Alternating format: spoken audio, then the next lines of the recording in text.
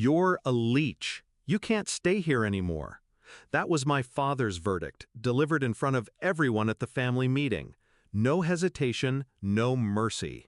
His voice cut the air like a blade. I didn't argue, I didn't beg. I just nodded once, rose from my chair, and walked upstairs to pack. But I wasn't packing just clothes. I was packing years of humiliation, of silent endurance, of being the convenient scapegoat. And I knew this time I wouldn't walk away empty-handed. I had built that house more than he ever admitted, not with bricks, but with responsibility.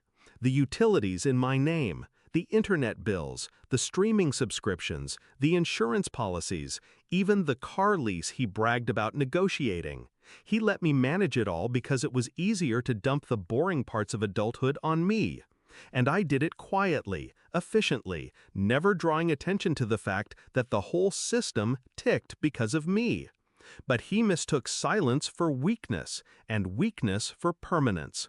That night, while he slept smug under his roof, I went digital ghost. One by one, I logged in. Electricity, canceled. Water, disconnected. Internet, terminated. Streaming services, insurance, car lease, all shut down. Every bill, every contract, every account was mine to sever, and I did it cleanly, like cutting wires on a bomb.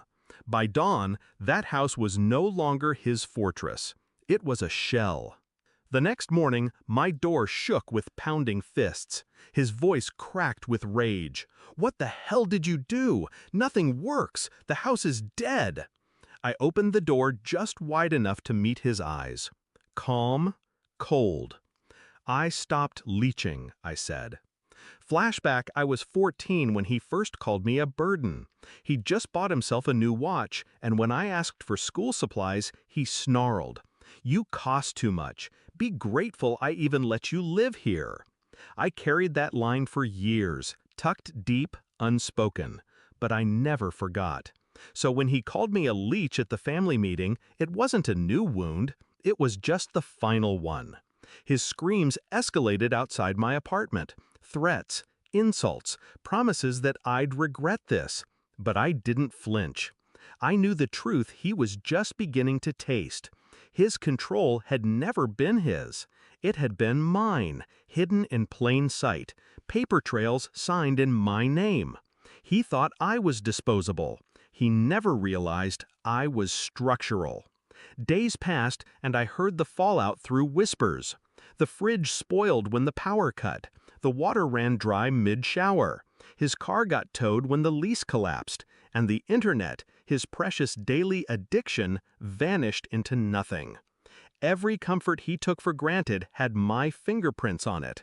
And when I pulled back, his empire crumbled. Did he ever apologize? No. Men like him don't bend. They break. But now, when he sees me, there's no smugness, no laugh, just a flicker of something he can't mask. Fear. Because he knows I'm capable of disappearing his world with nothing more than a few keystrokes. People ask if I felt guilty, if revenge rotted me from the inside. But I don't call it revenge. I call it balance. He stripped me of dignity in front of the family. I stripped him of his illusions in front of himself. When he spat, "You're a leech," he thought he was cutting me off. What he didn't realize was that I had already unplugged him. The last time we locked eyes, he asked through clenched teeth, "How could you do this to your own father?" I smiled, small and deliberate. "Easy. You said I wasn't family." That silence, heavy and final, was the closest thing to justice I'd ever known. He built a kingdom on my back.